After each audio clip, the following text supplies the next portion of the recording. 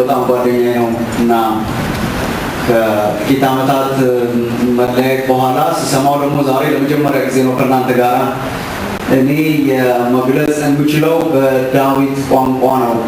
የቤተልሔም ውሃ ነው ያጠጣኝ ያገኘው የአገር ቤት ውሃ ነው ሞልቶ የነበረ ማለት ነው እና በጣም እግዚአብሔርን አመሰግናለሁ። በአገልግሎቴ የመጀመሪያ ጊዜያት አብረን ነው ጌታን ያገለገልነው እና በብዙ መንገድ አንድ ማገዚን አንድ የጠይቆም ነበር ድሮ ስንት ዓመት በፊት እንደሆነ እንጃ እና እኔ የጠይቀኝ ጥያቄ አገኘውን ብዙ ታገለግለዋለህ የሚል ነበር እና እኔ አገኘውን ብዙ ታገለግሉት አላውቅም፣ ብዙ ታገለግለኝ አውቃለሁ በብዙ መንገድ እና በአገልግሎት እግዚአብሔር ብዙ መሰረት የጣለባቸው ነገሮች ያገኘዋቸው እሱን ከመድረክ ሳዘዋውር ነው እና እሱ በሚሄድባቸው ጉባኤዎች ሲገኝ አረንጓቸው እንዳለ አስተማሪዎቹ ሲያስተምሩ፣ ሰባኪዎቹ ሲሰብኩ፣ ጸሎት ሲጸለይ እና የዛን ጊዜ እግዚአብሔር የሆነ ነገር እንደመሰረተ ነው የማስበው። እግዚአብሔር በጣም አመሰግናለሁ ስላየሁ። በህይወታችሁ እንጃ ህይወታችሁ እንዴት እንደምትሉት እኔ አንዳንድ ጊዜ ህይወቴ እንደ ፎቅ ቤት ይመስለኛል።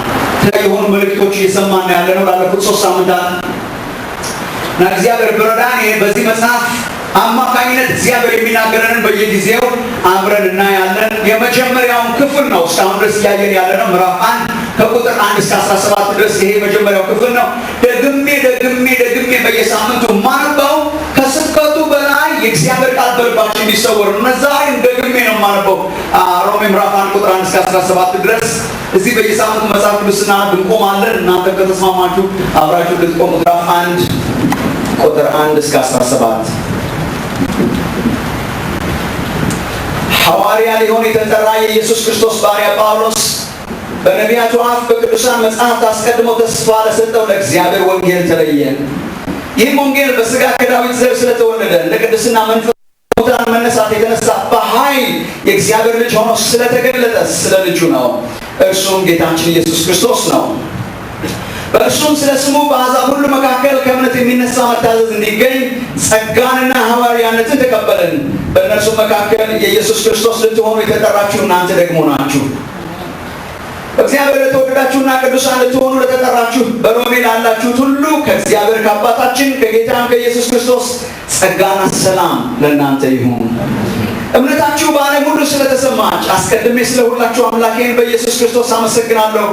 በልጁ ወንጌል በመንፈሴ የማገለግለው እግዚአብሔር ምስክሬ ነውና ምናልባት ብዙ ቆይቼ ወደ እናንተ አሁን እንድመጣ በእግዚአብሔር ፈቃድ መንገዴን እንዲያቀናልኝ እየለመንኩ ሁል ጊዜ ስጸልይ ስለ እናንተ ሳላቋርጥ አሳስባለሁ። ትጸኑ ዘንድ መንፈሳዊ ስጦታ እንዳካፍላችሁ ላያችሁ እናፍቃለሁና ይህንም ማለቴ በመካከላችን ባለች በእናንተና በእኔ እምነት አብረን በእናንተ ልንጽናና ነው። ወንድሞች ሆይ በሌሎች አሕዛብ ደግሞ እንደሆነ በእናንተም ፍሬ አገኝ ዘንድ ብዙ ጊዜ ወደ እናንተ ልመጣ እንዳሰብኩ እስካሁን ግን እንደተከለከልኩ ታውቁ ዘንድ እወዳለሁ። ለግሪክ ሰዎችና ላልተማሩም ለጥበበኞችና ለማያስተውሉም ዕዳ አለብኝ። ስለዚህም በሚቻለኝ መጠን በሮሜ ላላችሁ ለእናንተ ደግሞ ወንጌልን ልሰብክ ተዘጋጅቻለሁ። በወንጌል አላፍርምና አስቀድሞ ለአይሁዳዊ ደግሞም ለግሪክ ሰው ለሚያምኑ ሁሉ የእግዚአብሔር ኃይል ለማዳን ነውና ጻድቅ በእምነት ይኖራል ተብሎ እንደተጻፈ የእግዚአብሔር ጽድቅ ከእምነት ወደ እምነት በእርሱ ይገለጣልና። ጸሎት። ሮሜ ምዕራፍ 1 ቁጥር 1 እስከ 17 በሶስት ከፍለን ነው እያየን ያለነው። ባለፈው ሳምንት ሁለተኛው ክፍል አይተናል። የመጀመሪያው ክፍል ሮሜ ምዕራፍ 1 ቁጥር 1 እስከ 17 የመጀመሪያው ክፍል ቁጥር 1 እና 2 ነበር። ይሄ መጀመሪያው ሳምንት ላይ አይተናል። ቁጥር 1 እና 2 የሐዋርያው ማንነት ነው። የወንጌላዊው ማንነት፣ የጳውሎስን ማንነት፣ የእኛን ማንነት የሚናገር ነው። ጳውሎስ ራሱን እንዴት እንደሚያስተዋውቅ አይተናል። የክርስቶስ ኢየሱስ ባሪያ ነኝ፣ ሐዋርያ ለሆነ የተጠራው ነኝ፣ ለእግዚአብሔር ወንጌል የተለየው ነኝ ይላል። ታሪክ እግዚአብሔር ነው፣ የጠራኝ እግዚአብሔር ነው፣ የለየኝ እግዚአብሔር ነው፣ ባርነቴም ለእግዚአብሔር ነው፣ እኔ እግዚአብሔር ነኝ። ይሄንን በመጀመሪያው ሳምንት ያየነው ነው። ላስት ዊክ ያየነው ትንሽ ሪፍሬሽ እናደርግና ወደ ዛሬው እንመጣለን።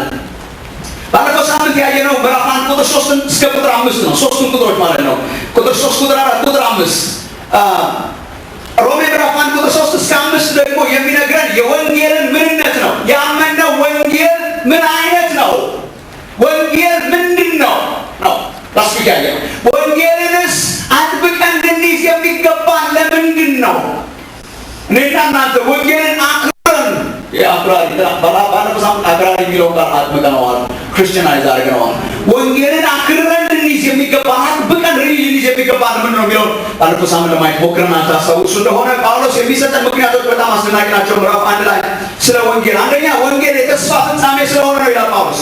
ለረጅም ጊዜ እግዚአብሔር ለሕይወታችን ያቀደው ስለሆነ ለረጅም ጊዜ እግዚአብሔር ለሕይወታችን ያቀደው ስለሆነ ነው። የኢየሱስ ክርስቶስ ባሪያ ጳውሎስ በነቢያቱ አፍ ድሮ ጥንት ማለት ነው በነቢያቱ አፍ በቅዱሳን መጽሐፍ አስቀድሞ ተስፋ ለሰጠው ለእግዚአብሔር ወንጌል ተለየ።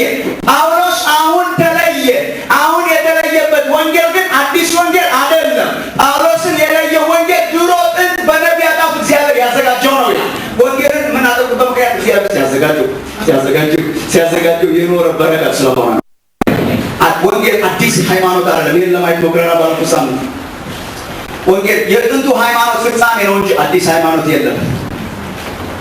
ረጅም ጊዜ በሕይወታችን የተዘጋጀ ለሕይወታችን እግዚአብሔር ያዘጋጀው ስለሆነ አጥብቀን እንይዘዋለን። ሁለተኛ ደረጃ ግን ወንጌልን ሲሪየስሊ የምንይዝበት ምክንያት ወንጌል ስለ ኢየሱስ ክርስቶስ ስለሆነ ነው።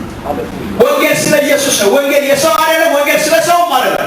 ጳውሎስ ስፔሲፊካሊ የሚነግረን ነገር ይሄ ነው። አይታችሁት እንደሆነ ይህም ወንጌል ስለ ልጁ ስለ ኢየሱስ ክርስቶስ ነው። በስጋ ከዳዊት ዘር ስለተወለደ የዚህ ሲግኒፊካንስ አይተናል። ጳውሎስ ለምን ከዳዊት ዘር እንደሚለው ኢየሱስን እንደ ቅድስና መንፈስ ደግሞ ከሙታን በመነሳት በኃይል የእግዚአብሔር ልጅ ስለሆነ ስለ ኢየሱስ ነው። ወንጌል ስለ ልጁ ስለ ኢየሱስ ክርስቶስ ነው። ወንጌል ስለ ኢየሱስ ነው። ወንጌልን ወንጌል ያደረገው ርዕሱ ኢየሱስ መሆኑ ነው። መጀመሪያውም ኢየሱስ ነው፣ መጨረሻውም ኢየሱስ ነው፣ መካከለኛውም ኢየሱስ ነው። የወንጌል መልእክት የናዝሬቱ ኢየሱስ ክርስቶስ ብቻ ነው። ይሄን ለማየት ሞክረናል። ወንጌል እሱ ነው። ይሄ ለእኛ ለሰባኪዎች በተለይ በጣም ከባድ ቻሌንጅ ነው። ሰባኪዎች፣ ዘማሪዎች ምንም አይነት አስደናቂ ነገር ብናደርግ ኢየሱስ ካልከበረ ወንጌል አልሰበክንም። ይቺ በቤቴ ቁጭ እንደምታደርገኝ ናት።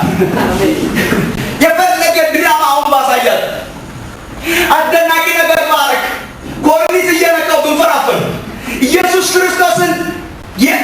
ክርስቶስን ከትናንትና በተሻለ ዛሬ ካላሳየዋችሁ ፍንትው ብሎ ኢየሱስ ዛሬ እንደገና ካላሳየ ወንጌል አልሰበክንም። የሆነ አሪፍ ነገር አድርገናል፣ ወንጌል ግን አልሰበክንም። ይህ ትልቅ ቻሌንጅ ነው። ወንጌል ስለ ኢየሱስ ነው እና በህይወቴ ከምኮራባቸው የህይወቴ መሰረቶች መካከል አንዱ በቤተክርስቲያን ስርዓት ማድረጌ ነው። በጣም ኮራበታለሁ። የኢየሱስን ስም ከልጅነታችን ጀምሮ ነው የሰማነው። የምስጢረ ሥላሴን ከልጅነታችን ጀምሮ ነው የሰማነው። በወንጌል እምነት ውስጥ ነው ያደግነው። የክርስትና መሰረት ነው ያሳደገን። ግን የህይወቴ ደግሞ ጸሎት እግዚአብሔር ስሙ በሚጠራባቸው አብያተ ክርስቲያናት የእኛን ጨምሮ ወንጌል በሚሰበክባቸው አብያተ ክርስቲያናት የወንጌል ማዕከል የሆነው ኢየሱስ እንዲያበራ። ምክንያቱም የወንጌል ርዕስ ኢየሱስ ነው። የወንጌል ርዕስ ሰው አይደለም። የወንጌል ርዕስ መላእክት አይደሉም። የወንጌል ርዕስ ቅዱሳን አይደሉም። የወንጌል ርዕስ ሌሎች ሰዎች አይደሉም። የወንጌል ርዕስ የናዝሬቱ ኢየሱስ ብቻ ነው። ወንጌል ኢየሱስ ነው። ወንጌል ኢየሱስ ነው ማለት ጳውሎስ ሰጥቶታል። ወንጌል ስለ ልጁ ስለ ኢየሱስ ክርስቶስ ነው። ወንጌል ስለ ኢየሱስ ነው። ለዚህ ነው አጥብቀን የምንይዘው። ሶስተኛ ጳውሎስ የሚነግረን ደግሞ የእግዚአብሔር ቃል የሚነግረን ጳውሎስ ምለው ጳውሎስ ስለ ጻፈው እንጂ እግዚአብሔር ነው የሚናገር። ምክንያቱም ጳውሎስ ራሱ ነግሮናል። እዚህ ቁጥር 1 ላይ በነቢያቱ አፍ እግዚአብሔር ተናገረ ነው የሚለው። በነቢያቱ አፍ እግዚአብሔር ተናገረ። ስለ ራሱ ነው የሚነግረን። በነቢያቱ አፍ ነቢያቱ ተናገሩ አይደል? ለዚህ ነው መጽሐፍ ቅዱስ የእግዚአብሔር ቃል ነው ብለን የምናምነው። በነቢያቱ አፍ ነቢያቱ ተናገሩ አይደለም። በነቢያቱ አፍ ማን ተናገረ? ስለዚህ ይሄ መጽሐፍ ቅዱስ መጽሐፍ የሚለው ይሄ ነው። በቅዱሳን መጽሐፍ ቁጥር 1 ላይ በቅዱሳን መጽሐፍ የሚለው በነቢያቱ አፍ እግዚአብሔር ተናገረ። በጳውሎስ አፍ ማን ተናገረ? ወንጌልን አጥብቀን የምንይዘው ወንጌል ስለሚሰራ ነው። ዛሬ እንጨምርበታለን ትንሽ።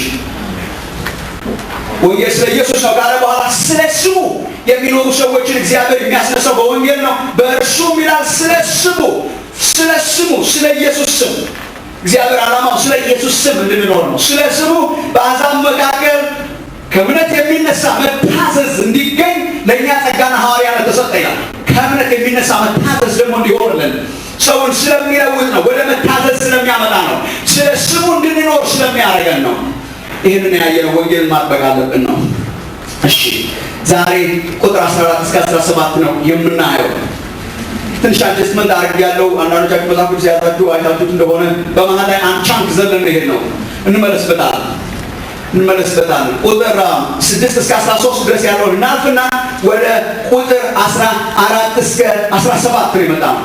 ይህን ያደረኩበት ምክንያት ስለ ወንጌል ስለሆነ ጳውሎስ እያወራ ያለ በመካከል ትንሽ ስለ ሮማውያን ያወራና እንደገና ወደ ወንጌል ይመለሳል።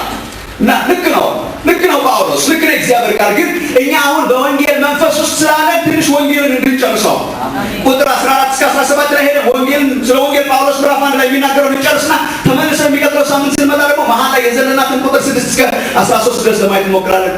በሮሜ ላይ የሚታለፍ ቁጥር የለም፣ በመደዳ ነው የምንሄድበት። ቁጥር 14 እስከ 17 ባለፈው ሳምንት ወንጌልን አጥብቀን እኛ ራሳችን መያዝ አለብን ነው። ዛሬ ጳውሎስ አንድ ስቴፕ ይጎትተናል ወደ እግዚአብሔር። ወንጌልን ለራሳችን አጥብቀን መያዝ ብቻ እዛ ላይ ቢለቀን ኖሮ ጥሩ ነበር። ሮሜ መጽሐፍ ፕሮሰስ ነው። መጀመሪያ ላይ እንደነገርኳችሁ ከአንድ ሂደት ወደ አንድ ሂደት ነው የሚያሳድገን። ላስት ዊክ ወንጌልን ማጥበቅ አለብን ስለ ኢየሱስ ስለሆነ ለሕይወታችን የታቀደ ስለሆነ ስለሚሰራ ስለሚለውጠን። አሁን ትንሽ ጠበቅ የሚያደርገው ጳውሎስ ወንጌል ግን ጳውሎስ ዝም ብሎ የተቀበለው ሳይሆን ደግሞ ለሰዎች እንድናስተላልፈው ወንጌል እንድናስተላልፈው የተሰጠ እግዚአብሔር በረከት ነው። እሱ ነው ዛሬ የምናየው። ወንጌልን በተመለከተ ይህ ወንጌል ታዲያ የምናደርገው ብላችሁ እንደሆነ ምናርጎሽ አመንኩት፣ ከዛስ ደግሞ አመንኩት። እሺ ከዛስ ምን ላድርገው? ጳውሎስ እንደኔ አመለካከት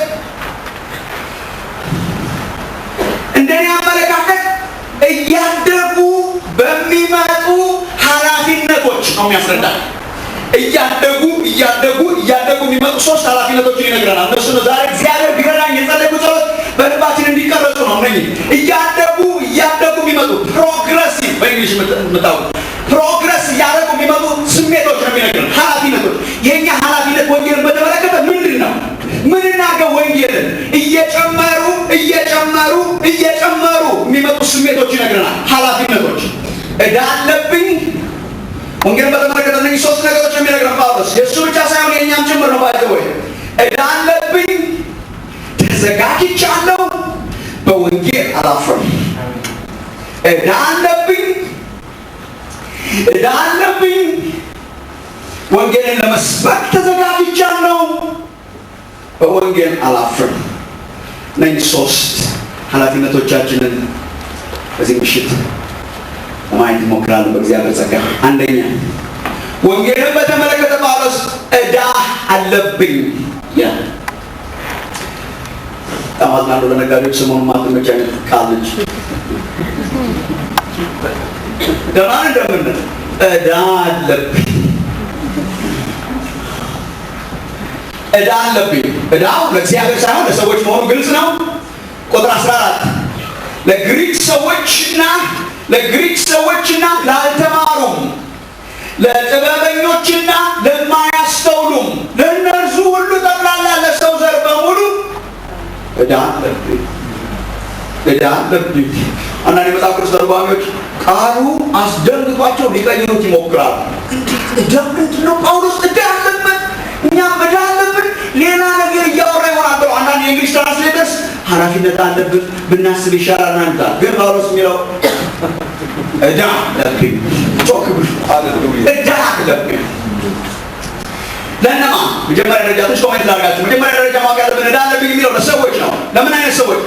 ዓለምን በሁለት ነው የሚከፍሏት። የዛ ጊዜ ግሪካውያን የግሪክ ኤምፓየር የነገሰበት በሮማ ኤምፓየር ውስጥ የግሪክ ፍልስፍና የግሪክ ካልቸር የነገሰበት ስለሆነ ዓለም በሁለት ነው የምትከፈለው። ለግሪክ ሰዎች የግሪክ ፍልስፍና ለተቀበሉ ማለት ነው፣ ለተማሩ ማለት ነው፣ ለሚያስተውሉ፣ ለጥበበኞች ግሪክ ፍልስፍና ለገባቸው። ለግሪካውያንም ደግሞ ላልተማሩ፣ በሌላ አገላለጽ ለጥበበኞች ይላል። ለጥበበኞች ደግሞ ለማያስተውሉ፣ በአጠቃላይ ለሰው ዘር በሙሉ ማለት ነው። ወንጌል ለሀብታም ብቻ ማለት ነው። ወንጌል ለድሃ ብቻ ማለት ነው። ወንጌል ለተማሩ ሰዎች ብቻ አይደለም። ወንጌል ላልተማሩ ሰዎች ብቻ አይደለም። ወንጌል ለግሪካውያን ብቻ አይደለም። ወንጌል ለአሕዛብም ጭምር ነው። ወንጌል ለአይሁድም ጭምር ነው። ወንጌል ለጥበበኞች ብቻ ሳይሆን ለማያስተውሉም ጭምር ነው እና ለሰው ዘር በሙሉ ዕዳ አለብኝ። ለሰው ዘር በሙሉ ዕዳ አለብኝ። የሚቀጥለው ሳምንት ተመልሳችሁ ከመጣችሁ ለሀገራችን ተስፋ አለ ማለት ነው። ዕዳ አለብኝ የሚል ስብከት ሰሞኑን ሰምታችሁ ዕዳ አለብኝ ምን ማለት ነው? ጳውሎስ ዕዳ አለብኝ ለሰው ሁሉ ዕዳ አለብኝ ምን ማለት ነው? ምንድን ነው ባለዕዳ? በሁለት መንገድ ባለዕዳ ይሆናል። እናንተ እንደምታውቁት በሁለት መንገድ ባለዕዳ መሆን ይቻላል። ዕዳ አለብኝ የምንለው በሁለት መንገድ ነው። ሰው በሁለት መንገድ ባለዕዳ ሊሆን ይችላል። አንደኛ በቀጥታ ከሚስተር ኤክስ ወይ ከአቢሲኒያ ባንክ ገንዘብ በብድር በመውሰድ ተበዳሪ ይባላል። ያስ ሚስተር ዋይ ሚስተር ኤክስ አበዳሪ ነው። ሚስተር ዋይ ባለዕዳ ነው። በመበደር ማለት ነው። ቀጥታ በመበደር የዕዳ ስሜት ይሰማሃል። ጠዋት ስትነሳ አቢሲኒያ ባንክ ነው ጊዜ የሚል ባለዕዳ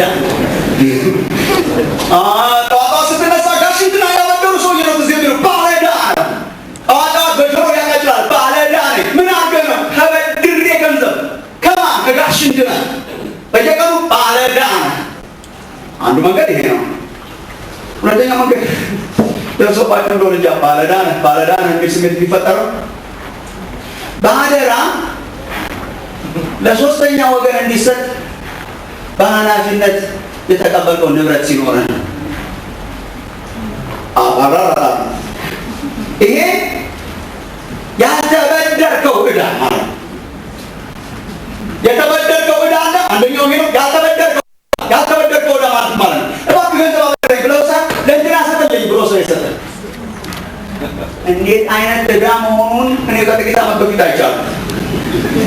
ጥቂት ዓመት በፊት በጣም እንዴት እንደሆነ እንጃ አንድ ኮምፕሊኬትድ የሆነ በረራ በርሬያለሁ። 3-4 ኮኔክሽን ያለው በጣም ኮምፕሊኬትድ ነው። እኔም ለዓለም አቀፍ በረራ አዲስ ነበር። ኮምፕሊኬትድ ነው። የገጠመኝ አንዱ ነገር ማት ኢንኮንቪኒየንስ ገጥሞኛል። ማት ነገር ሻንጣ የጠፋ የቦርዲንግ ታይም ያልፍብኛል። 4 ኮኔክሽን ማድረግ ነበረብኝ ወደ አዲስ አበባ ለመምጣት እና ከኮኔክሽኖች መካከል አንድ ጊዜ የሆንኩት ምንድን ነው እዛ የሄድኩበት አገር ያሉ አበሾች ድጋሽ እንትና ስትል ዛሬ አልቀበልም ድሮ ይቀበል ነበር ፍሬሽ ድጋሽ እንትና ስትል ይላል ስትል ይላል ዩኤስ ዶላር አስታቅፎኛ እዚህ ስመጣ አገር ቤት እየደወልኩ የምሰጠው ማለት ነው ብዙ ነው። በጣም ብዙ ገንዘብ ነው እና ከፊት ለፊት የማስረው ትንሽ ቦርሳ ሻንጣ ነበረ። እሱ ሰጥቼዋለሁ። ጠቅላላ ዶላሩ ማለት ነው። ዶላሩን ሰጥቼዋለሁ። ዶላሩ ከሰማ ማለት ነገር እዚህ ቦርሳ ውስጥ አለ። ፓስፖርት እዚህ ውስጥ ነው ያለው። ኮኔክት ማድረግባቸው የበረራ የአውሮፕላን ቦርዲንግ እንትኖች እዚህ ውስጥ ነው ያሉት። ትኬት እዚህ ውስጥ ነው ያለው። መታወቂያ እዚህ ውስጥ ነው ያለው። መንጃ ፈቃድ እዚህ ውስጥ ነው ያለው። ማለት ነገር እዚህ ውስጥ ነው ያለው እና አስሬ ስመጣ አንደኛው ኤርፖርት ውስጥ አውሮፕላን ስቀይር የሴኪዩሪቲ ቼክ አለ ተፈትሽን የምንሄድበት ወገብ ላይ አውልቄ ያለውን አስቀምጣለሁ የምትሄደው አውልቄ ለካ ቁጭ አድርጌ ገብቻለሁ። አይገርምህም? ዕዳ እኔንም እንደዛ ያስታርቁ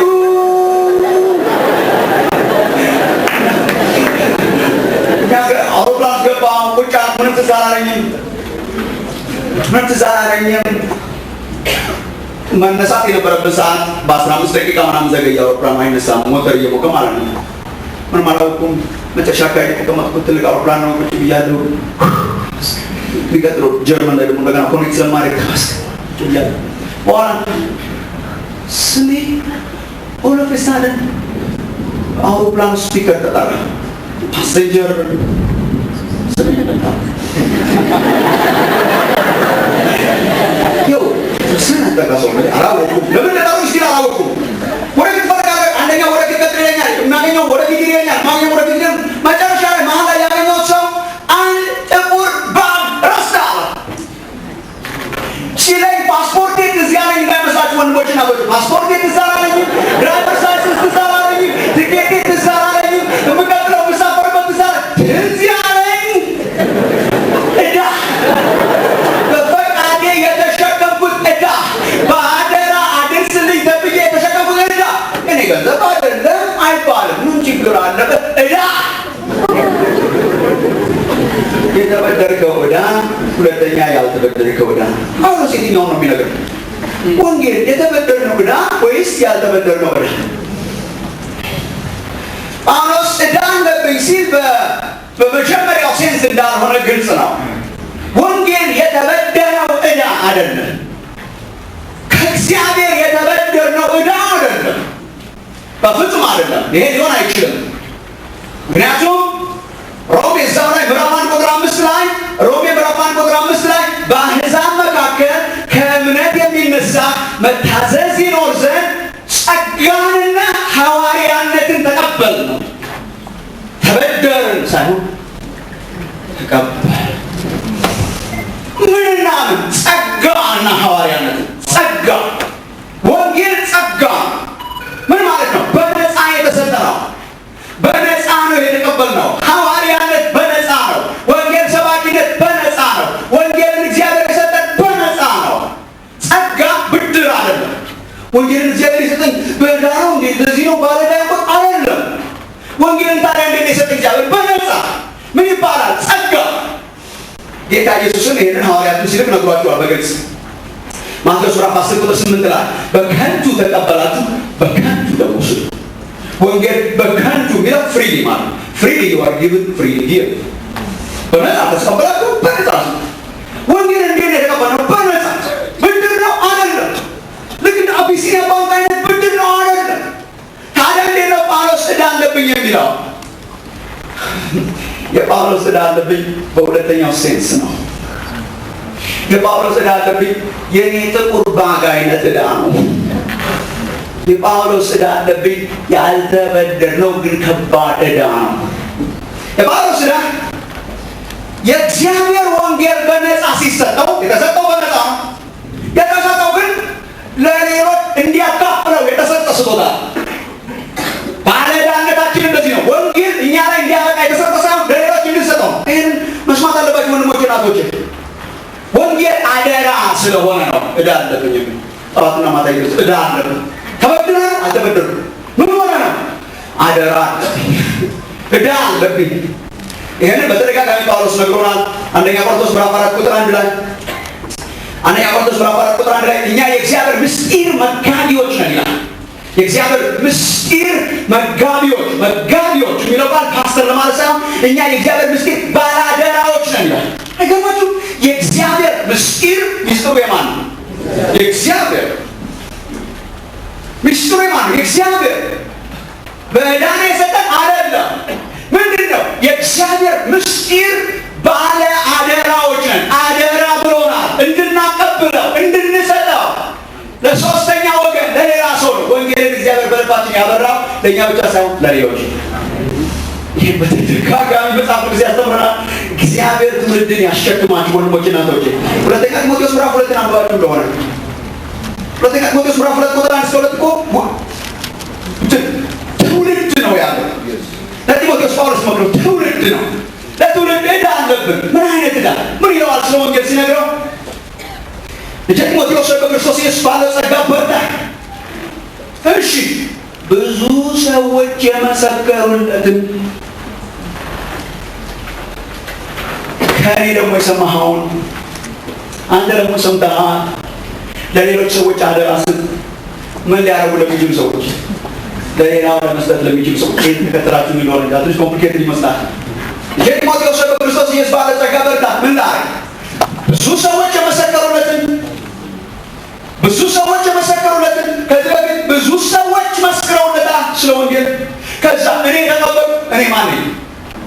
ጳውሎስ እኔ ተቀብያለሁ። ከብዙ ሰዎች ምስክርነት እኔ ተቀብያለሁ።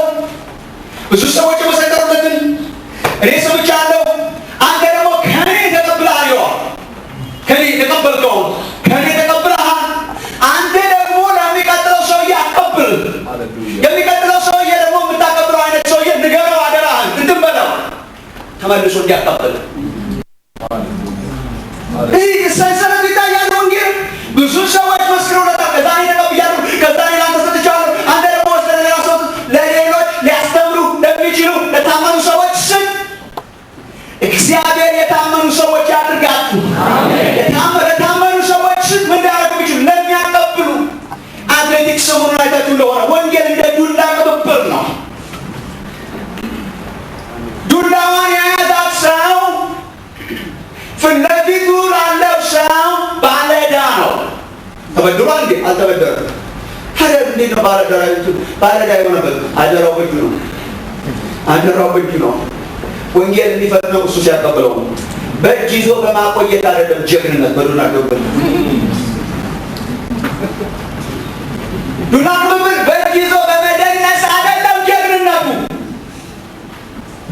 እኔ ዳንኩኝ ክብር ለእግዚአብሔር ይሁን ብሎ ዝም ብሎ በእጅ ይዞ በመደነስ ጀግና ክርስቲያን ማለት ዱላውን ለሚቀጥለው ሰው የሚያቀብል ነው እንጂ ይዘናት ስለጨፈርን ጀግና አያስብለንም። ብርቱ ክርስቲያን ማለት እንደዚህ ነው፣ አሳልፎ የሚሰጥ ማለት ነው። ገርማችሁ ጳውሎስ በክርስቶስ ኢየሱስ ባለጸጋ ባይ አሁን ክርስቲያን ብርቱ ክርስቲያን በምን ታውቀዋለህ? ብርቱ ክርስቲያን ማለት ነው በተቆል ስትሮንግ ክርስቲያን ሁኑ። ጠንካራ ክርስቲያን ጳውሎስ ጠንካራ ክርስቲያን ማለት ማለት ነው። ኦኬ ብርቱ መሆን ፈልጋለሁ፣ ግን ብርቱ ክርስቲያን ማለት ማለት ነው በክርስቶስ ኢየሱስ ባለጸጋ ብርቱ ማለት ነው። በምንድን ነው የሚለካው? ምንድን ነው ብርቱ ማለት? ብርቱ ክርስቲያን አሪፍ ክርስቲያን ማለት ማለት ነው። በጣም የሚዘምር ማለት ነው። አሪፍ ክርስቲያን ማለት ምን ማለት ነው? በቃሽ ምን ማለት ነው? ነገር እናስተባቸው ይነግራል። እኔ አሪፍን ብርቱ ክርስቲያን መለቀው በአንድ ነገር ነው ጳውሎስ እንዴ ለሚቀጥለው ለሚያቀብሉ ሰዎች የሚያቀብል እግዚአብሔር ይባረክ። ቤተክርስቲያን ይህን ሪዲፋይን ያደረገች ይመስላል አሁን በስልጣኗ። አሪፍ ክርስቲያን ማለት ማይናገር መሆን ጊዜ እንደሚያሳስበን የተረጋጋ ብርቱ ክርስቲያን ማለት በጣም የተረጋጋ አዳዲሶችንም ሲያይ ዲፕሎማቲካሊ አፕሮች የሚያደርግ ተስማምተን እንኖር አይነት ስለ ኢየሱስም ሲነሳ ብዙ ማይንቀዠቀዥ እንትንም ላይ ስታገኘው ለመስጠት ብዙ ማይጣጣር ቀስ ብሎ የሚሄድ ቀስ ብሎ የሚናገር ከዓለማውያን ጋር ማይጣላ ማይጨቃጨቅ ብሎ እሱ ነው አሪፍ ክርስቲያን። ለሽምግልና ፈልገውናል መርጠዋል ይሄ መገሰጽ ያለበት ነው። ይሄ መጥፋት ያለበት ነገር ነው። ብርቱ ክርስቲያን ማለት በምንም አይነት ዱላዋን ይዞ የሚንቀጠቀጥ እስካላቀበለ ድረስ የማያል እንቅልፍ የማይተኛ ባለዳን የሚያስብ እንዳቀብኝ ኢየሱስ ሰጥቶኝ አይልቁስ በቃ አቀበሉ። ዕዳ አለብኝ ማለት እንደዚህ ነው። ዕዳ የማይሰማቸው ክርስቲያኖች ምን አይነት ናቸው ብትል ከሲኦል እኔ አምልጫለሁ እያንዳንድሽ ተደረገ ሲኦል ትገቢ ያገ ባለዳ ማለት እሱ እኔና ቤቴ መሟገራል እኔ ድኛለሁ፣ እኔ ተቀብያለሁ። እኔ ከሲኦል ስንቶቻቸው አምጣለሁ ስንቶቻቸው አምጣለሁ ያው ባለዳ ማለት ተመስገን ነፍሴን አደረግኩ ብሎ የሚተኛ ነው። ዕዳ አለብኝ የሚለው ጳውሎስ ዕዳውን የከፈለ ማለት ማለት ቀንና ሌሊት የማይተኛ ለእናቴ ዕዳ አለብኝ፣ እኔ ከካፈልኩትን ጸጋ መካፈል አለብኝ፣ ለወንድሞቼ ዕዳ አለብኝ፣ ለእህቶች ዕዳ አለብኝ፣ ለጓደኞች ዕዳ አለብኝ።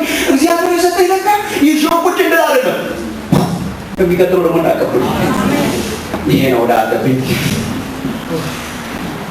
ዕዳ አለብኝ ተበድረ ነው አሪፍ አሪፍ ባልደራ ተቀብዬ ነው እንዳደርስ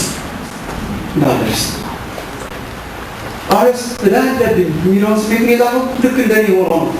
ምንም ነገር ማስታወስ አይችልም። ፓስፖርቱ፣ ትኬት፣ መታወቂያው እንትኑ ምናምን ትዘግ ነው። ዕዳ አለብኝ የሰው ገንዘብ ዕዳ አለብኝ ባደራ ዕዳ አለብኝ። እግዚአብሔር ወንጌል ትዝታችን ያደርግልን። በዚህ ዘመን እግዚአብሔር ሪቫይቫል ማለት ይሄ ነው። ሪቫይቫል ማለት ዕዳ አለብኝ ብሎ የሚነሳ ትውልድ ማለት ዕዳ አለብኝ፣ ለሰዎች ዕዳ አለብኝ፣ እግዚአብሔር ባደራ የሰጠኝ ዕዳ አለብኝ። ወደ ቀጥሎ ሰዓት በዕዳ አለብኝ ይለቀጡ ነበር። እግዚአብሔር ጋር ጠበቅ ያደርጋል። ፕሮግሬሲቭ ያልኩት ይሄ ነው። ይሄን አመለካከት ነው። ፕሮግሬሲቭ ነው፣ የሚያድግ ነው።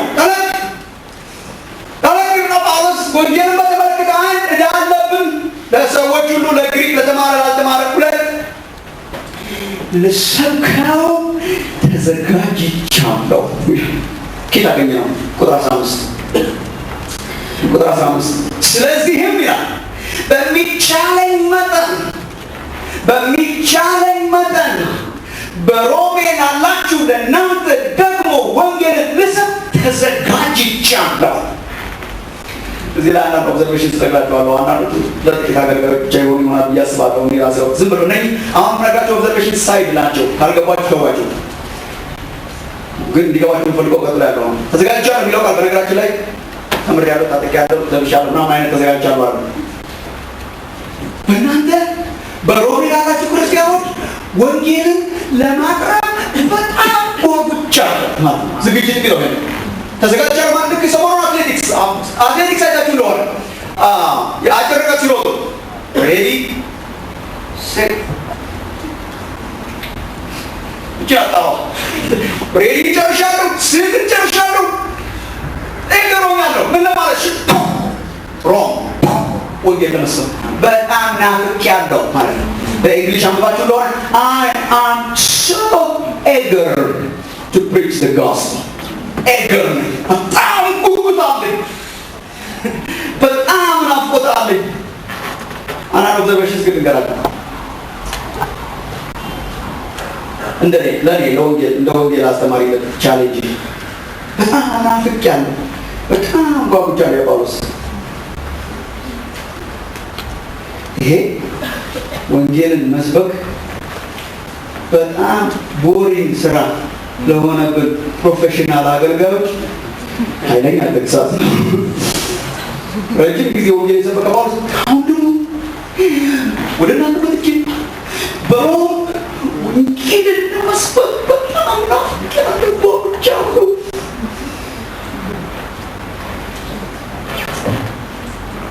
እንደኛ አይነቶቹ በጣም ነው።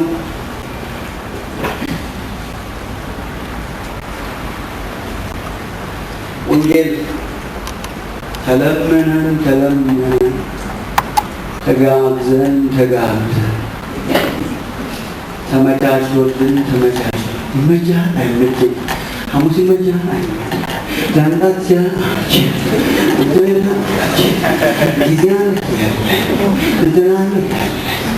በምን መምጣት ትችላለህ?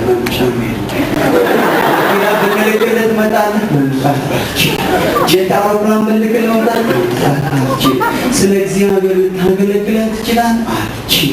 እንደው በእናትህ በቃ ምን እናድርግ? መቼ ይሁንልህ? ሰኞ ይሁንልህ አልችል፣ ማክሰኞ ይሁንልህ አልችል፣ ሮብ ይሁንልህ አልችል፣ ሐሙስ አልችል፣ ቅዳሜና እሑድ ነው አልችል።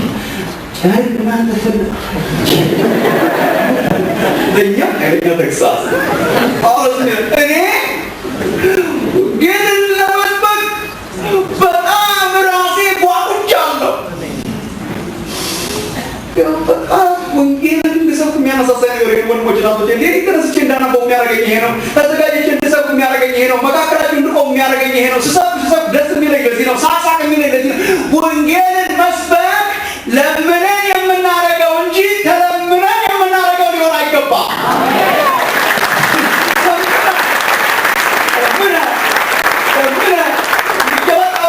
ሮማውያን እኮ ጋብዘውት አይደለም ጳውሎስን። በነገራችን ላይ ሮማውያን እኮ ጋብዘውት አይደለም። መምጣቴ ነው፣ እየጸለይኩ ነው፣ በር እንዲከፈትልኝ እየለመንኩ ነው። ብዙ ጊዜ ወደ እናንተ መምጣት ናፍቄ ነበረ፣ እስካሁን እንደተከለከልኩ ታውቃላችሁ። አሁን ግን ጸሎቴ ነው፣ በር እንዲከፈትልኝ እየለመንኩ ነው። ለምንድን ነው ጳውሎስ መካከላችሁ ወጥቼ ወንጌል ለመስበክ በጣም ናፍቄያለሁ? እግዚአብሔር ይህችን ቢገጥምልኝ። አሜን። ኤክሳይትመንት ከሌለን ወንጌል አይሆንም። ስካረ ለምንገስ ታገለግላለህ በደስታ የእግዚአብሔር ቃል አካፍለን በደስታ በጣም ጳውሎስ አሳፈረን። በጣም ተዘጋጅቻለሁ፣ በጣም ጓጉቻለሁ። ወንጌል እየተገላበጥን እና እያዛጋን እና እየተለመንን እና እየተኛን ምናደርገው አይደለም። ኢየሱስ ክርስቶስ የኢየሱስ ክርስቶስ ዜና ስለሆነ ተገኝቶ ነው። ወንጌል ሰባኪ ነው። ተገኝቶ ነው። የኢየሱስን ብስራት ነው። ተገኝቶ ነው። ለምኛ አደርገዋለሁ። ይሄ ያስገርመኛል። ሌላው ኦብዘርቬሽን አንዳንድ አስተማሪዎች ብዙ ጊዜ ተከራከር ያለው ወንጌል የሚሰበከው ለማያምኑ ነው፣ የሚያምኑ ትምህርት ነው የሚያስፈልጋቸው የሚሉ ሰዎችን ጳውሎስ ያሳፍራል። መጥቼ በሮሜ ላሉ ዓለማውያን ወንጌል ለመስበክ ተዘጋጅቻለሁ ብቻ ሳይሆን ዓለማውያን ይላል፣ ለግሪክ ሰዎች፣ ላልተማሩ በርበሪያን፣ በመካከላቸው ላሉ ላልተማሩ ሰዎች፣ ለማያስተውሉ ሰዎች፣ ለግሪክ ሰዎች ወንጌል ሰብክ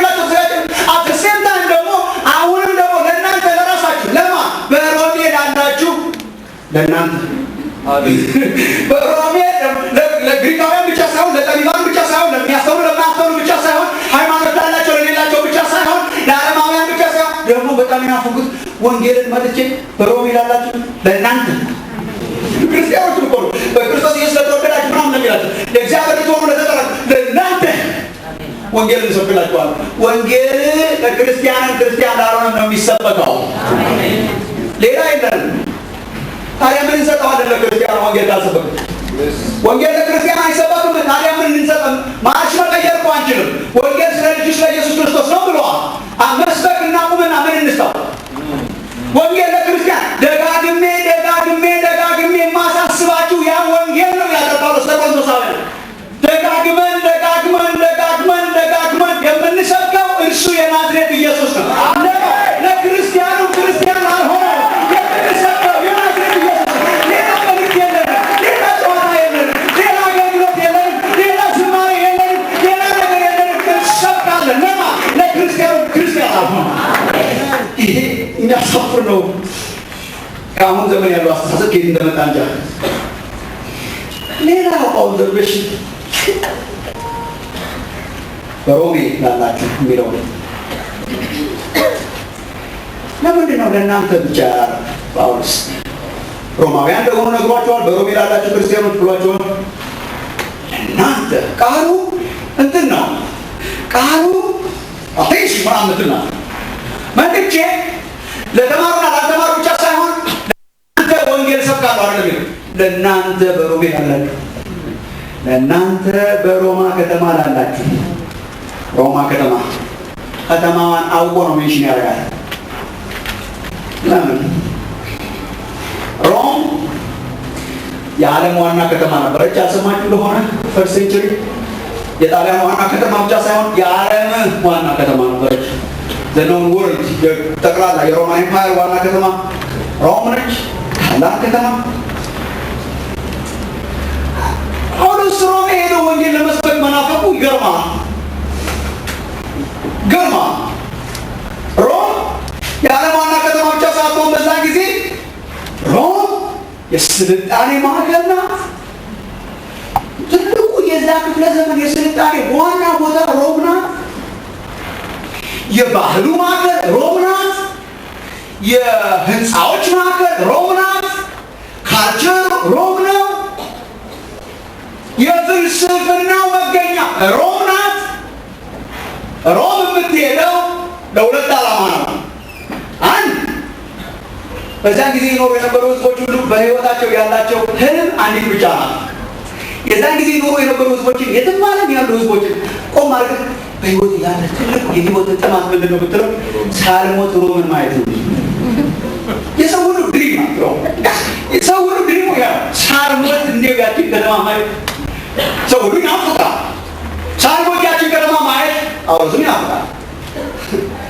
ሳልሞት ያችን ከተማ ማየት የሚሉትን ሰዎች አንደኛ ፍልስፍናውን ለማየት፣ ስልጣኔውን ለማየት፣ ፖለቲካውን ለማየት፣ ታላላቅ ፈላስፎችን ለማየት፣ የፍልስፍና ክርክሮችን ለማየት በየመንገዱ ይካሄዱ ነበሩት። የት ነው የምትሄደው? ሮም። ያኮራል በጣም። ምንድን ነው የምታደርገው? ከታላቁ ፈላስፋ እንትና በእንትን አደባባይ ላይ የሚናገረውን ወሬ ለመስማት በጣም ያኮራል። የት ነው የምትሄደው? ሮም። ለምን? ለቱሪስት ፐርፐስ። ምንን ለማየት? እንትኑን ለማየት።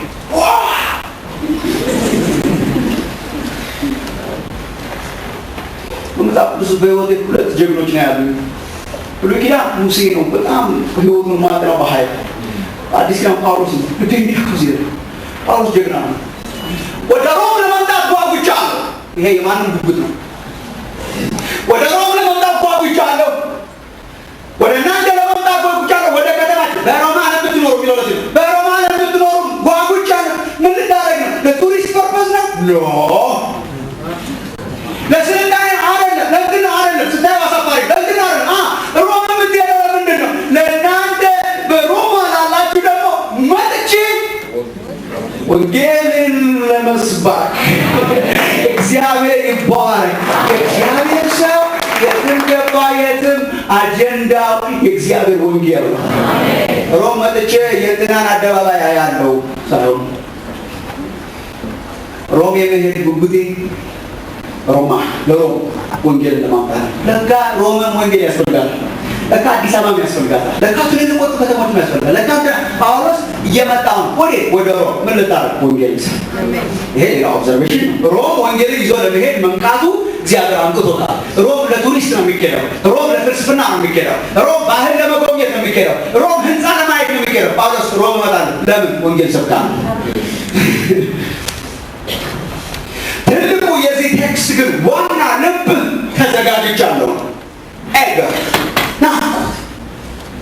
ወንድሞቼ ናቶች አንድ ጥያቄ ብቻ ስለ አድርጌ ነው ወደ ሶስተኛው የሚሄደው። የህይወታችሁ ናፍቆት ምንድን ነው? የህይወታችሁ ናፍቆት ቢሆንላችሁ ሮማን ማለት የህይወታችሁ ናፍቆት ጳውሎስ የህይወቴ ናፍቆት ክርስቶስ በህይወቴ እንዲያበራ የህይወታችሁ ናፍቆት ምን ጓደኞቻችሁ ነገር ጠዋት ስታገኟችሁ የህይወታችሁ ናፍቆት አብሮ ለመብራት ምጠጣብቻ ወይስ ክርስቶስ እንዲያበራ? ጳውሎስ የህይወቴ ናፍቆት ኤገርምስ ክርስቶስ በህይወቴ እንዲያበራ። በዚህ ለቀልጦ ነበር። ሶስተኛና መጨረሻውን ተናገር ይጨርሳል። እዳ አለብኝ ተዘጋጅቻለሁ። ሶስተኛ ወንጌል አላፍርም። ወንጌል አላፍርም። ምናውቀው ጥቅስ ነው። ትንሽ ነገራችሁ ጨርሳለሁ። ወንጌል አላፍርም ለምን ብትለው ጳውሎስ ስለሚያድን ይልሃል። በኋላ እንመጣበታለን። ወንጌል አላፍርምና ለምን? አስቀድሞ ለአይሁዳዊ ደግሞ ለግሪክ ሰው ለሚያምን በአጠቃላይ የእግዚአብሔር ኃይል ለማዳን ስለሆነ ይሄ የሮሜ መጽሐፍ ጠቅላላ ቲሲስ ስቴትመንት ነው። ሮሜ መጽሐፍ ከዚህ ነው የሚወጣው። ከዚህ በኋላ የእግዚአብሔር ኃይል ለማዳን ነው። ለነማን? ለሚያምኑ በሙሉ። እንዴት ነው የሚለው በዝርዝር ከሮሜ ምዕራፍ 1 በኋላ ነው። ግን በወንጌል አላፍርም ለምን? የሚያድን ነውና በወንጌል አላፍርም።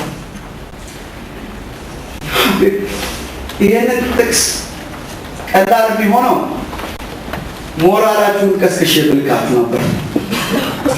ወንጌል አላፍርም። አሜን አሜን። ወንጌል አላፍርም። አሜን። አትፈር። አሜን አሜን። አትፈር። እሺ እሺ። እንዳታፍር። እሺ። አናፍርም ብሎታ እንዴት ጥሩ ነበር። ግን በስሜት ሳይሆን በእውቀት እንዳናፍር እንዳናፍር አንዳንድ ነገር ልንገራችሁ።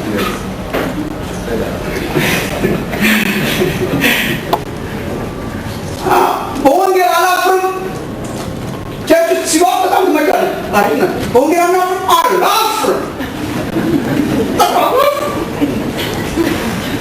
ግን አንድ ነገሮች ድሬስ ላደርግ አንድ በወንጌል አላፍርም ሲል ጳውሎስ ማሰብ ያለብን መጽሐፍ ቅዱስ ስናነብ አንደኛ እውነተኛ ወንጌል አምናችሁ እንደሆነ ያመናችሁት እውነተኛውን ወንጌል እንደሆነ እውነተኛ ወንጌል ያስነቅፋል፣ ያዋርዳል። ዝም ብለን በስሜት ሳይሆን በእውቀት እንዳናፍር ያዋርዳል። የሚያሳፍር ኤሌመንት አለው ወንጌል። አናፍርም ብለን እንዳንወጣ የሚያሳፍር ነገር አለ። እውነተኛ ወንጌል ያዋርዳል። እውነተኛ ወንጌል ዝቅ ያደርጋል። እውነተኛ ወንጌል ያስነቅፋል። መጽሐፍ ቅዱስ የሚያስተምረን ይሄ ነው።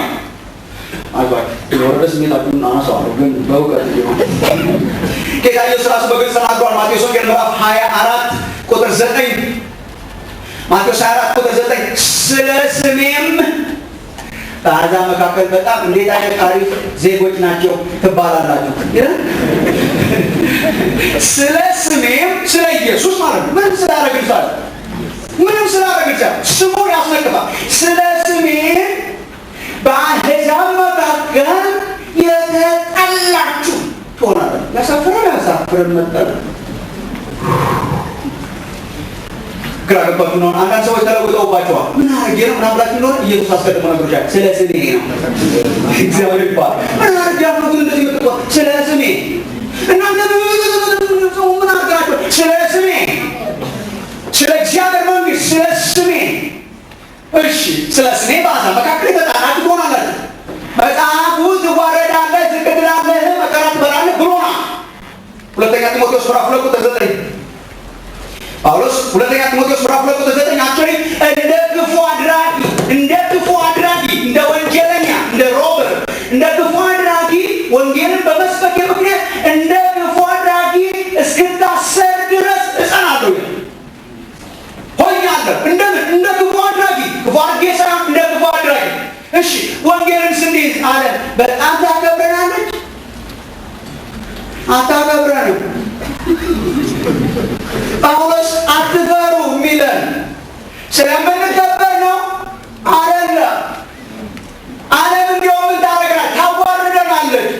ምን ታደርገናለች? ትሰድበናለች። ምን ታደርገናለች? ትነቅፈናለች። ለጎሪጥ ታየናለች። ለምንድን ነው? ስለ ስሜ። እንደ ክፉ አድራጊ ታሰቢያለሁ ይላሉ። ስለዚህ ወንጌል እንደ ሞኝ ያስቆጥራል። በጣም አርጎ እኔ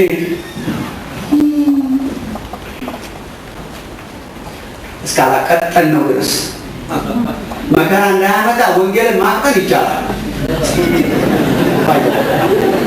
እንዳንነቀፍ ማቅጠል ይቻላል።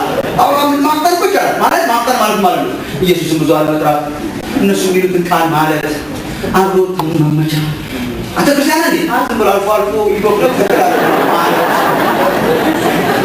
እንዴ አይ መመሰሉ ለነገሩ እንኳን አይደለም ትጥራው ደስ ይሉኛል ዝም ማቃን ወረደ ማለት እነሱ ሲሳደቡ አብሮ መሳደብ ሲሉ ማለት ይሄ ሰው አይዋረድ ይከበራል።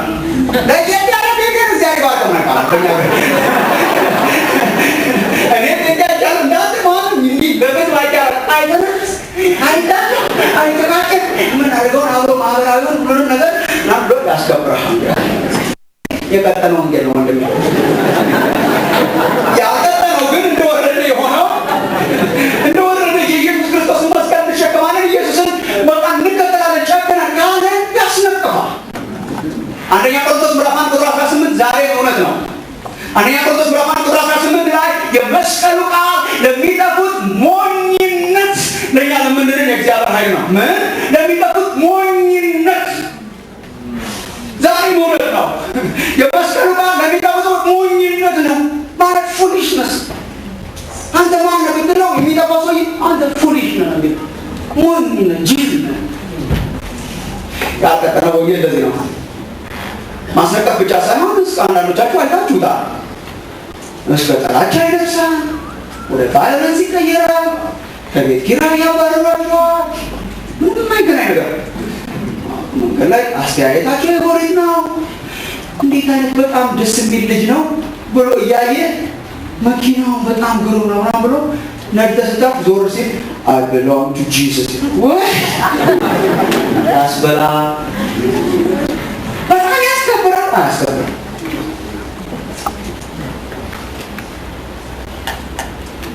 ሁለተኛው ግን ትልቅ ነገር ግን ነገር ግን ወንጌል ለማያምኑ ሞኝነት ነው፣ ያስንቃል፣ ያስነቅፋል እንጂ ልናፍርበት ግን አይገባም። ልናፍርበት ግን አይገባም። ለዚህ ነው ጳውሎስ አላፍርም። ሞኝነት ነው፣ ሞኝ ይሉኛል፣ እፈር ይሉኛል፣ ተዋረድ ይሉኛል፣ እኔ ግን በወንጌል አላፍርም። በክርስቶስ ኢየሱስ ይለዋል። ሁለተኛ ጢሞቴዎስ 1:8 ላይ ጢሞቴዎስ በክርስቶስ ኢየሱስ በእስረኛው በእኔ እንዳታፍር ይለዋል። እንዳታፍር ነው ወንድም። ይሄ ነው መልእክቴ። ወንጌል የሚያሳፍር ነገር አለው። ሰዎች እንደናፍር ሊያደርጉን ይቀሰቅሱናል። አዎ ይነቅፉናል። አዎ ለፖለቲካ ይሆናል። አዎ በጣም እንትን ሊያደርጉን ይሞክራሉ። አዎ ታዲያ አያሳፍር። መልእክት ምንድን ነው ዛሬ ለኔ? አትፈሪ ወንድም። ለምን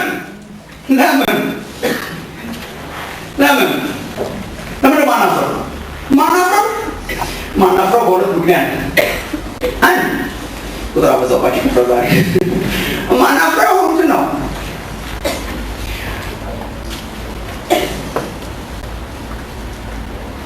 ያሳፍሩ ይሞክራሉ። ለናፍር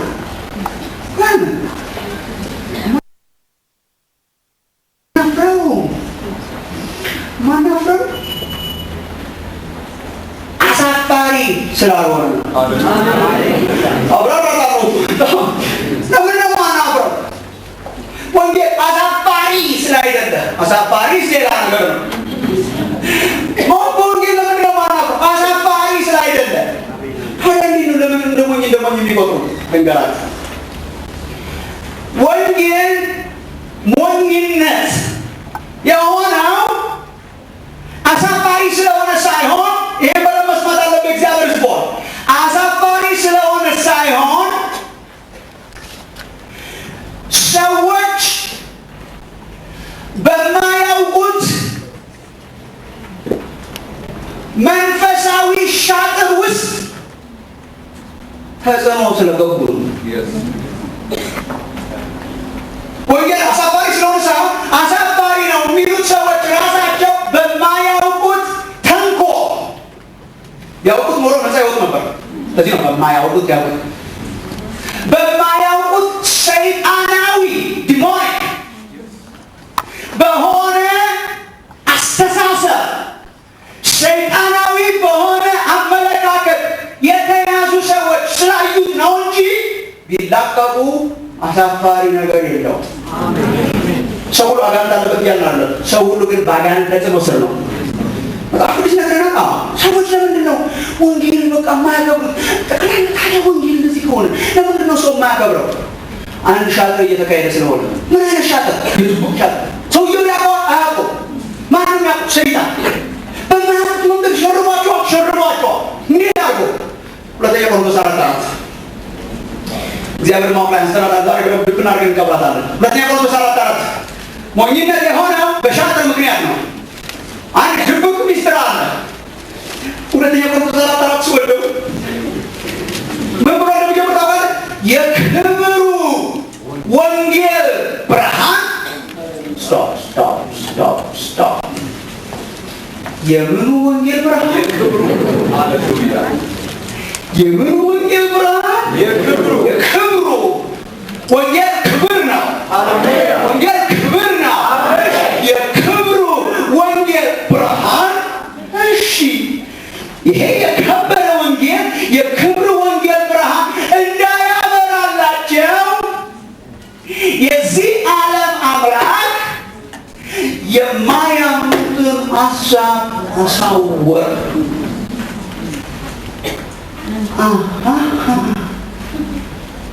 ሰውየው ማትረቢ ነሽ ሲለኝ ላፍር አልኩና አላፍርም።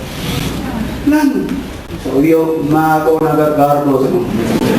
ወንጌል አያሳፍርም። ወንጌል ምንድን ነው? የክብር ነው። ጳውሎስ ምን ይለዋል? የክብሩ ወንጌል ብርሃን ይለዋል። ታዲያ ለምንድን ነው ሰዎች ሊያሳፍሩ የሚሞክሩ? አንድ ደባ እየተካሄደ ስለሆነ። ምን አይነት ደባ? ሰይጣን የሚባለው የዚህ ዓለም አምላክ ሀሳባቸውን ስላሳወረው። ስለዚህ ልፈር እንዴ? አትፈሪ ወንድም፣ አትፈሪ ወንድም። ለምንድን ነው የማላፍረው? ሰዎቹ የራሳቸውን አእምሮ ቢጠቀሙ ኖሮ የማያሳፍር ስለሆነ። ታዲያ የሚያሳፍር የሆነባቸው ለምንድን ነው? በሰይጣን ተጽዕኖ ምክንያት።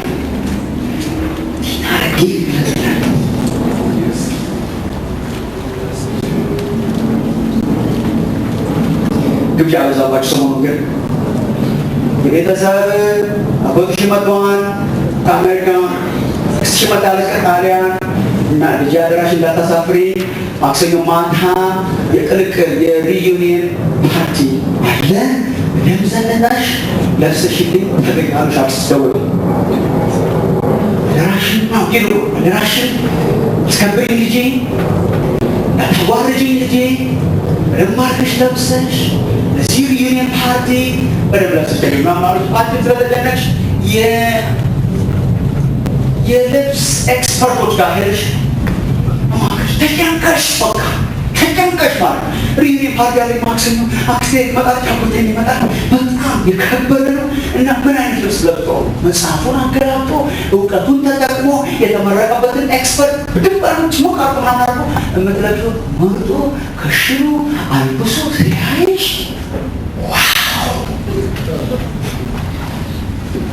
ሰውየው ራሱ ሸሚዝ ብቻ ነው እንጂ ያንቺ ምናምን ያለሽሽ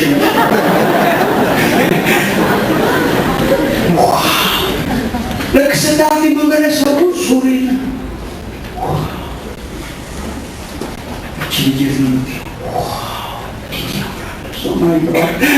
ሰዓቱ ደርሶ 11 ሰዓት ላይ አክስትሽ ጋር ስትሄጂ በሩ ሲከፍት መጀመሪያ ከነገረ ቀደም አረንጓዴ መነጽር አድርገዋል። ልክ ሲያዩሽ ወርች እንደዚህ ነው ለብሰሽ ነው ያልኩሽ። አረንጓዴ በአረንጓዴ ሆነሽ የተከበረው ዘራችን እንድታሰግቢው እንደዚህ አረንጓዴ በአረንጓዴ ሆነሽ በናትሽ ሚኒቴሪ ሆነሽ አዋረድሽ።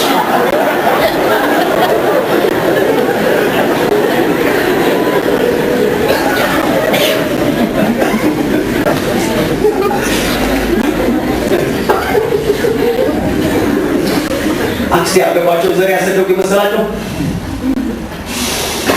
አረንጓዴ መነጽር ጋርባቸው ሁሉን አረንጓዴ ሆኖባቸው ነው።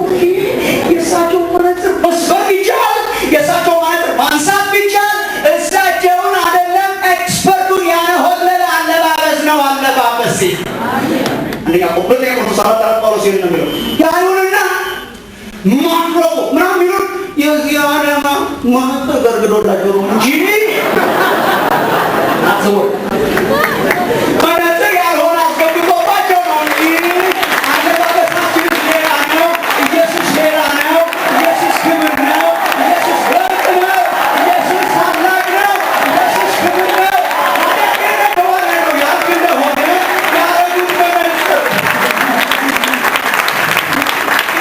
ወለካ ሰው ሁሉ የሚያዋርደን የሆነ መነጽር አልቆ ነው።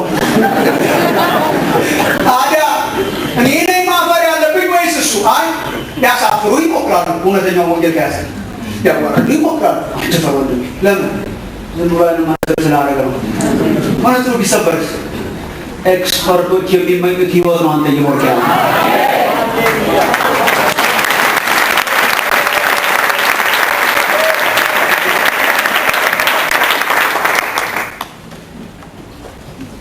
ሁለተኛው ጳውሎስ የሚነግረን ማናፍረው ሰዎች በሻጥር ምክንያት በለማየት ስላልቻሉ ብቻ ሳይሆን ወንጌል የማዳን ጉልበት ደግሞ ስላለ ይሄን ራሳችሁ አንብባችሁ ድረሱበት። ኔክስት ዊክ ለመመለስ አልፈልግም። እዚህ ላይ በወንጌል አላፍርምና ለምን? እግዚአብሔር ኃይል ለማዳን ስለሆነ በወንጌል አላፍርም። ለምን? የሚያድን ስለሆነ የሚያድን ስለሆነ ሁለተኛ ጢሞቴዎስ 3:15 ላይ ከሕፃንነት ጀምረህ ኢየሱስን በማወቅ መዳን የሚገኝበትን ጥበብ ሊሰጥ የሚችሉ ቅዱሳት መጻሕፍትን አውቀሃል ይለዋል ጳውሎስ። መዳን የሚገኝበት ጥበብ የሚገኘው በወንጌል ነው። ማንኛውም አይነት ጥበብ፣ የሮኬት ሳይንስ ጥበብ ኃይለኛ ጥበብ ነው። የጂኦግራፊ ጥበብ ኃይለኛ ጥበብ ነው። የፊዚክስ ጥበብ ኃይለኛ ጥበብ ነው። የኢኮኖሚክስ ጥበብ ኃይለኛ ጥበብ ነው። የኢንጂነሪንግ ጥበብ ኃይለኛ ጥበብ ነው። ግን ወንጌልን የሚያክል ጥበብ ግን የለም። ለምን? እነኚህ ሁሉ ጥበቦች ሰው በዚህ ምድር ላይ እንዴት እንዲኖር ለመርዳት ነው። ኮራ ዛሬ ምናምን የሚለው እነኚህ ሁሉ ሳይንሶች ሰውን በምድር ላይ እንዴት ረጅም ፎቅ እናሰራው፣ ሰውን በምድር ላይ እንዴት ጤናውን እንጠብቅ፣ ሰውን በምድር ላይ ገንዘብ እንዲያገኝ እንዴት ጤናውን እንጠብቅ፣ ሰውን በምድር ላይ ገንዘብ እንዲያገኝ እንዴት እናድርገው፣ ሰውን በምድር ላይ እንዴት ታሪክ እናድርገው። ወንጌል ግን ከነዚህ ሁሉ በጣም ይወጣል። ወንጌል ሰውን በዚህ ምድር ላይ እንዴት ታሪክ እናድርገው ብቻ ሳይሆን የዘላለም ሕይወትን ይሰጣል። ሌላ ጥበብ እንደዚህ አይነት የለም። ታዲያ ምን ያደርጋል? ያኮራ ከሁሉ ጥበብ ይሻላል። ይሄ ሳስብ ጓደኛ ነው ትዝ የሚለኝ የነገርኳችሁ ከዚህ ፊት አውቄ ያመጣሁት እንጂ ድራግ አዲክት ነበር። ለረጅም ጊዜ ጫቃሚ ነበር። አንድ ጓደኛዬ መንገድ ላይ ተንከራታች ነበረ፣ ሰካራም ነበረ። 365 ቀን በዓመት ሰክር ነበር ይላል። እንደዚህ አይነት የነበረውን ሰው ኢየሱስ አንድ ቀን ደረሰለት። ረጅም ዘመን በእንደዚህ አይነት አዲክሽን የነበረ ሰው ኢየሱስ ደረሰለት። ቤቱ ማደር ጀመረ። ቦትና ሱሪ ምናምን አድርጎ መሄድ ጀመረ። ለመጀመሪያ ጊዜ ልብስ ለብሶ መሄድ ጀመረ። ሳምሶናይት ያዘ። ጌታን አገልግሎት ጠራው። ባይብል ስኩል ገብቶ ባይብል መማር ጀመረ። ያ ሰውዬ እንዳለ ቀየረው አካሄዱ እግዚአብሔር እና ሲሄድ መንገድ ላይ አንድ ቀን ወደ መጽሐፍ ቅዱስ ትምህርት ቤት እየሄደ እያለ ድሮ የሚያውቁት ሰው እያገኙ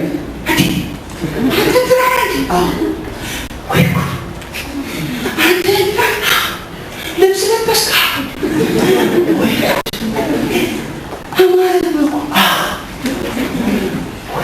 ምናምን ብሎ ተደረገ።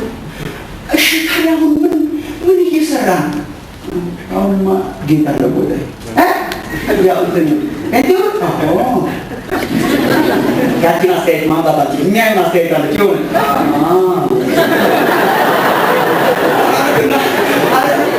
ታዲያ አሁን ምን ትሰራለህ አሉ። ጀግና ማለት እንደኔ ጓደኛ ታዲያ አሁን ምን ትሰራለህ አሉ። መጽሐፍ ቅዱስ እየተማርኩ ነው። ከመቀመጥ ይሻላል። የኔ ጓደኛ በጣም አንበሳ ነው። ሀያት በሆንክ አይዳሽ እንትና ከመቆመም ይሻላል።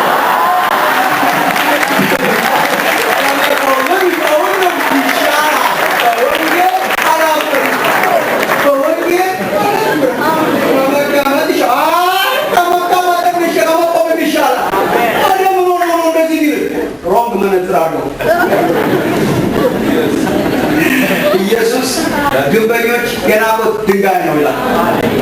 አሜን አይደል? ግንበኞች የናቁት ድንጋይ አባቴ ግንበኛ ስለሆነ ያውቀዋለሁ። ድሮ እየቀጠቀጡ ሲሰሩ አይ ይሄ ነው ለበለው ለወራት እንኳን አይሆን ብለው የናቁት ድንጋይ ነው። ግንብ ሲገነቡ እንደዚህ ግንብ ሲገነቡ ቀበር አባታችን አንድ የመረጥ ነው የሚሰሩት እየጠረቡ ምናምን አይ ይሄ ጋሽ ላስገባው አይ መጨረሻ ላይ ቤቱን ሊደመድሙ ሲሉ ኮርነርስቶን ባለ የማዕዘን ራስ መደምደሚያ እሷ ከሌለች ግንቡ ማለቅ አይችልም። መደምደሚያዋ ያቺ የናቁት ድንጋይ ሆና ተገኘ።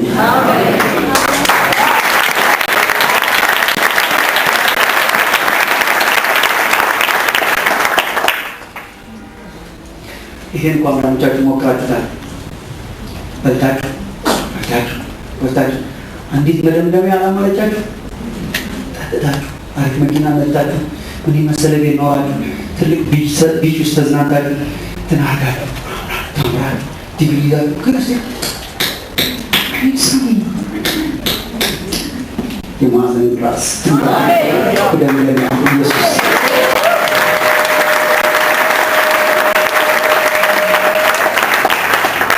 በቃ ልጨርስ ነው። አንዲት ኪኒን ለሳምንቱ ግልጻል ከማን አምራቸው ሆናችሁ ዝምብረቁ በቃ ዳቀልት አሁን ወንጌል ያዘው አሳፈሩ ለምን ሮንግ መንግስት ነው ታዲያ እንዴት ነው አለማፈር የሚችለው? እንዴት ቆይ ይሁን አንድ ፕራክቲካል ነገር ስለ ኢየሱስን ምሳሌ ይስጥሽ። አሁን ነገ ጠዋት ሰዎች ሲያሳፍሩ እንዴት ነው አለማፈር የሚችለው? ኢየሱስ ያደረገውን እናውራ። አለማፈር የሚቻለው በማፈር በራሱ በማፈር ነው።